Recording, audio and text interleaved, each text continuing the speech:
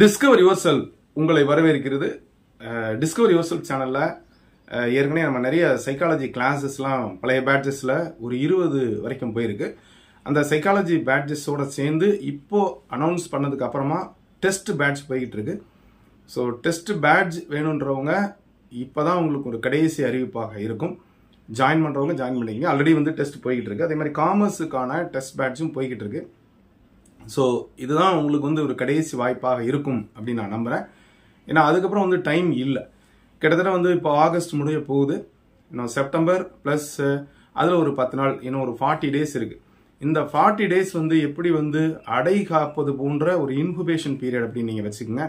உங்களுடைய ப்ரிப்பரேஷன் நல்ல முறையில் இருந்தால் மட்டுமே நீங்கள் ஜெயிக்க முடியும்.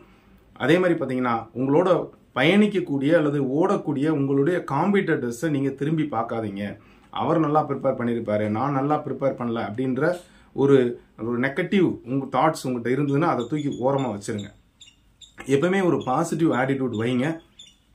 என்னால் முடியும், ஐ கேன் டூ அப்படின்ற ஒரு நல்ல ஒரு கான்ஃபிடன்ஸ் வச்சுக்கோங்க. ஏற்கனவே நம்ம சொன்னது மாதிரி நல்ல மெட்டீரியல் கண்டிப்பாக வேணும், நல்ல அட்மாஸ்பியர் வேணும். எல்லாருமே வந்து ஒர்க் பண்ணிட்டு தான் இருப்பாங்க. யாருமே வந்து இமீடியட்டாக வந்து கரெக்டாக பிஜி முடிச்சுட்டு பிஎட் முடிச்சுட்டு 23 வயசில் யாரும் வீட்டில் இருக்கிற மாதிரி இருக்கவங்க ரொம்ப ரேராக கொஞ்சமாக தான் இருப்பாங்க. ஸோ ஆல்மோஸ்ட் எல்லாரும் உங்களோட போட்டி போடுறவங்க எல்லாருமே ஏதோ ஒரு வகையில் வந்து ஒரு ஸ்கூல்லையோ இல்லை எங்கேயோ ஒர்க் பண்ணிட்டு தான் இருப்பாங்க. அப்போது எல்லாருக்கும் ஒரே மாதிரி தான் டைம் இருக்குது. குறைஞ்சது வந்து 6 hours நீங்கள் ஒர்க் பண்ணணும். ஸோ பகலில் பூரா நீங்கள் ஒர்க்கிங் போயிடுறீங்க. ஸோ காலையில் அதே மாதிரி படுப்பதற்கு முன்னால் இந்த டைம்லாம் நீங்கள் வந்து யூட்டிலைஸ் பண்ணணும். நல்ல ப்ராக்டிஸ் இருந்தால் தான் கண்டிப்பாக வந்து ஜெயிக்க முடியும். சிலபஸ் பார்த்தீங்கன்னா கிட்டத்தட்ட டபுள் ஆயிடுச்சு. ஒருவேளை பழைய சிலபஸ் நல்லா தரவாக இருந்தீங்கன்னா புது சிலபஸ் பாருங்கள். நான் திரும்ப சொல்கிற மாதிரி நுனிப்புள் மேய்ஞ்சா கண்டிப்பாக வந்து நமக்கு வந்து ஜெயிக்க முடியாது.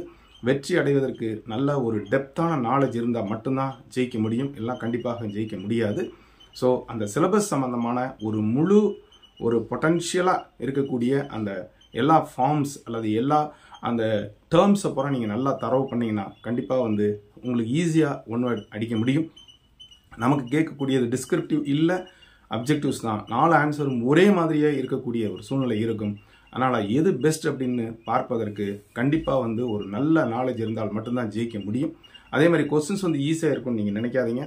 ஸோ ப்ரீவியஸ் இயரில் நம்ம பார்த்தாலே தெரியும், ரொம்ப டஃப்பாக தான் கேட்டிருக்காங்க, கேட்கவும் செய்வாங்க. ஸோ கொஸ்டின்ஸ்லாம் எடுத்திருப்பாங்க. அதே மாதிரி இன்னும் 2 விஷயங்கள் நல்லா ஞாபகம் வச்சுங்க. உங்கள் சப்ஜெக்டோட சேர்ந்து அலைடாக இருக்கக்கூடிய எஜுகேஷன் சைக்காலஜி, ஜிகே இதையும் வந்து விட்டுறாதீங்க. இப்போல்லாம் பார்த்தீங்கன்னா காம்படிஷன் வந்து ஹெவி ஆகிடுச்சு. நான் ஏற்கனவே சொல்லியிருக்கேன், நமக்கு வந்து ஒரு 300 பேருக்கு ஒரு போஸ்ட் இருக்குது. அதே மாதிரி டிஎன்பிஎஸ்சி பார்த்தீங்கன்னா இன்னும் ஹெவியாக இருக்குது. அப்போ ஒவ்வொரு வருடமும் வந்து அந்த கிராஜுவேட்ஸனோட எண்ணிக்கை கூடிக்கிட்டே போகுது. அந்த வேலை இன்மை அப்படின்றது அதிகரிச்சுட்டே போகுது. அப்போது கிடைக்கக்கூடிய வாய்ப்பை சரியாக பயன்படுத்துகிறவங்க மட்டும்தான் வேலைக்கு உள்ளே வர முடியும். எல்லாம் கண்டிப்பாக வர முடியாது. ஸோ அதனால் ஒரு நல்ல நாலேஜபிளாக இருக்கணும். அப்போ தான் ஜெயிக்க முடியும். ஸோ உங்களுடைய ப்ரிப்ரேஷனுக்கு அதிகப்படியான ஹார்ட் ஒர்க் தேவைப்படுது.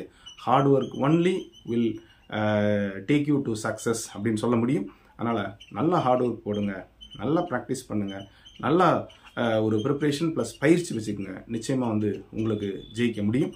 ஸோ இந்த மோட்டிவேஷன் ஒவ்வொரு முறையும் நான் சொல்லக்கூடிய ஒன்னொன்னும் உங்களை மோட்டிவேட் பண்ணும் நான் நம்புகிறேன். அதே மாதிரி self motivation is the best motivation அப்படின்னு சொல்லுவேன். உங்களை நீங்களே மோட்டிவேட் பண்ணிக்கோங்க. அடுத்து போஸ்டிங் ஆயிடுச்சுன்னா உங்களுடைய எக்கனாமிக் கண்டிஷன்ஸ் எப்படி இருக்குன்றதையும் நீங்கள் திங்க் பண்ணி பாருங்கள். உங்களுடைய ஃபேமிலி சிச்சுவேஷன், என்விரான்மெண்ட் எல்லாமே வந்து உங்களுக்கு நெகட்டிவாக இருந்தாலும் கூட உங்கள் மைண்டில் ஒரு பாசிட்டிவ் ஆட்டிடியூட் வச்சிங்கன்னா நிச்சயமாக ஜெயிக்க முடியும். ஸோ இந்த நம்பிக்கையோடு உங்களுடைய நண்பர்களுக்கும் இதை ஷேர் பண்ணுங்கள். இது வரைக்கும் டிஸ்கவர் யுவர் செல்ஃப் சேனலை சப்ஸ்கிரைப் பண்ணிட்டு கொடுத்துற பெல் ஐகானை கிளிக் பண்ணிட்டு ஆளுங்கிற ஆப்ஷனை மறக்காமல் செலக்ட் பண்ணுங்கள். மீண்டும் சந்திக்கிறேன். நன்றி, வணக்கம்.